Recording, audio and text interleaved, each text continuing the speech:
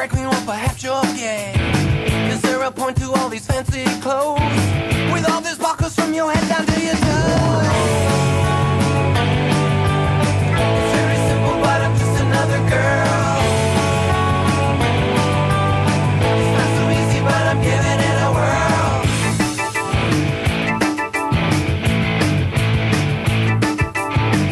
Is there something that you're trying to prove? With all the makeup and the way you move, are you looking for some sympathy? No, I'm trying to be the best girl I can be. It's very simple, but I'm just another girl. It's not so easy, but I'm giving it a whirl. Like my martini stride, cosmos I won't deny. Smoke those long cigarettes. Thank God I'm not dead yet. Done all these crazy things, short of a wedding ring. Just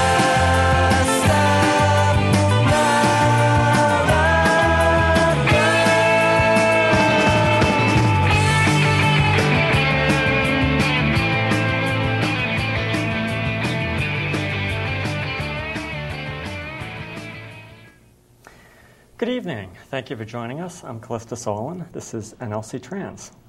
Tonight I'm here with my usual co-hosts, Sarah Alexander and Stacy Dozier. And we have a special guest tonight, Diana Lombardi, who is with the CTAC, which is the Connecticut TransAdvocacy Coalition. Right. She's also part of our group, basically has worked tirelessly. Thank you. Well, it's the truth for our cause as far as legislation and sort of in the political arena. And so I think, being that tonight is the day after Election Day, we're certainly going to talk a bit about the election. And I don't know if you can see this, but this is the day. They're probably not going to be happy for me showing this, or maybe they will. I don't know.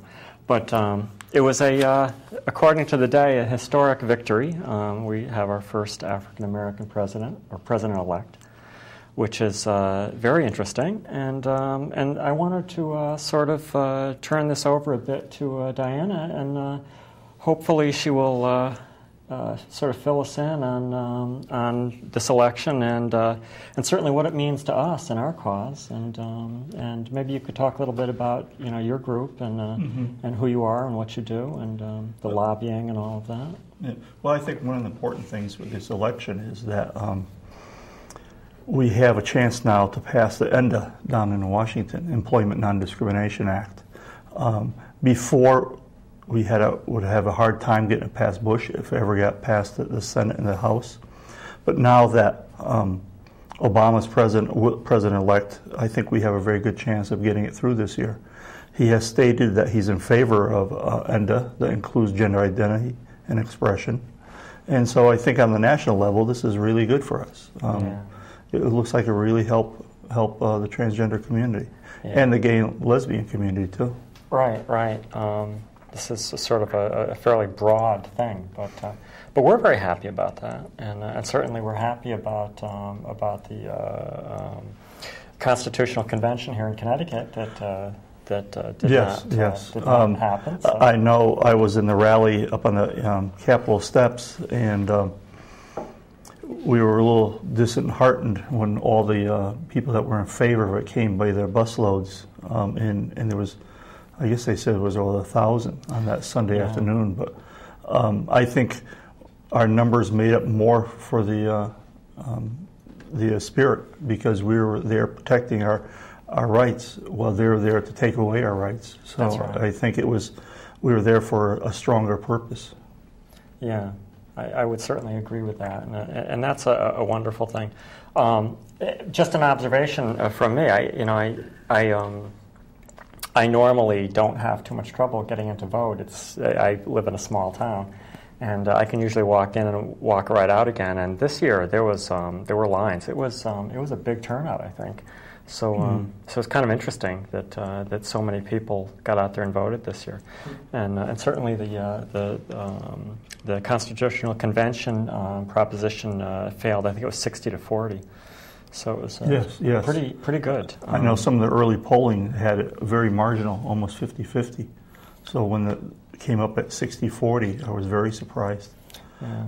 The other thing that happened in this election is that the Democrats attained a supermajority in the House and Senate. So if there is a veto by the governor, they can override it. That's very interesting, yes.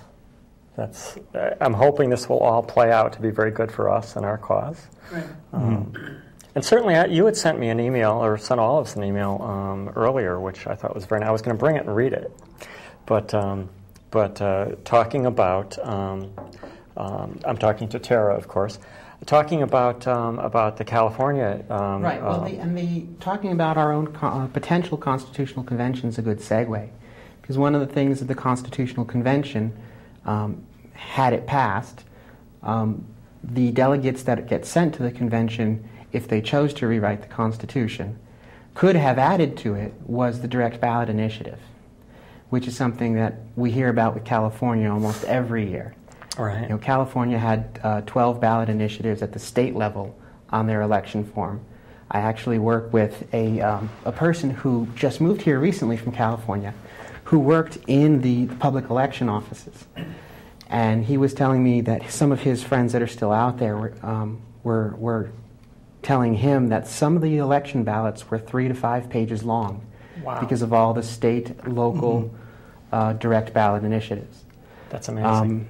Proposition 8 on the California ballot was originally submitted as a defense of marriage. And the state legislatures, the Secretary of State, or I don't remember who it was now, believed that that was misleading because the verbiage in the proposition was to remove the constitutional protection for same-sex marriage from the California Constitution. So he got the ballot initiative renamed to the elimination of same-sex marriage in California, or something to that wording. And it was upheld by the state Supreme Court when they challenged it, because now it's very clear what you're voting for. Right. To our great chagrin, however, it actually did pass by a very small margin. California's, in their direct ballot initiative, removed what the state Supreme Court had deemed a civil right for all Californians, that marriage is marriage regardless of what gender you are when you enter into it. Right, and that's a shame. We also had losses, I believe, in Arkansas and Arizona. And Florida. Florida. Yeah. Florida, Arizona, California. Which is too bad. Which I think leaves basically us and Massachusetts. Massachusetts and Connecticut, oddly And enough, Puritan country. Very little Right. else as far as the ability to marry if you're... In New York State, if somebody gets married in Connecticut or Massachusetts or Canada, they can go to New York and live and still have the marriage recognized because of a court ruling.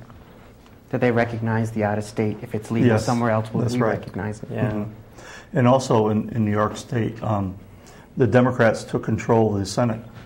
And so now they have the governor, the House, and the Senate. And maybe they might be able to pass the Gender Employment Non-Discrimination Act this year. That's because very it was good. hung up in the Senate. Very promising. So we have a call. This is, after all, a call-in show.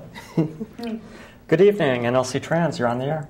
Yes, good evening. I'm calling in regards to not anything that has to do with the show this evening, but I wanted to join the group, your group, and I was wondering how we would go about doing this. Well, that's easy. We can certainly help you with that.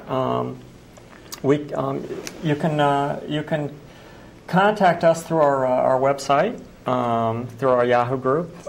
If you're comfortable with it, we can put you on hold, and the guys in the back room can get your name and phone number. I'd appreciate that, yes. Okay. And we can get in touch with you. Okay. Very good. We'll put you on hold, and don't hang up. Okay. And the guys, Joe and Reggie, and my grandson, who's back there working also, Andrew, who is working in the control room tonight. Hi, Andrew. They will get your information.